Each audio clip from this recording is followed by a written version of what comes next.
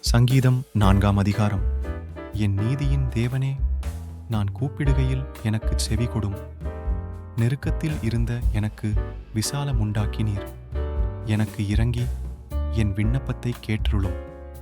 மனுபுத்திரரே, எதுவரைக்கும் என் மகிமையை அவமானப்படுத்தி வீணானதை விரும்பி பொய்யை நாடுவீர்கள்? பக்தியுள்ளவனை கர்த்தர் தமக்காக தெரிந்து கொண்டார் என்று அறியுங்கள். நான் கர்த்தரை நோக்கி கூப்பிடுகையில் அவர் கேட்பார். நீங்கள் கோபங்கொண்டாலும் பாவம் செய்யாதிருங்கள்.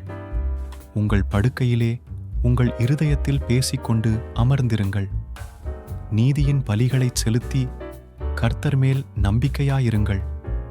எங்களுக்கு நன்மை காண்பிப்பவன் யார் என்று சொல்லுகிறவர்கள் அநேகர். கர்த்தாவே, உம்முடைய முகத்தின் ஒளியை எங்கள் மேல் பிரகாசிக்க பண்ணும்.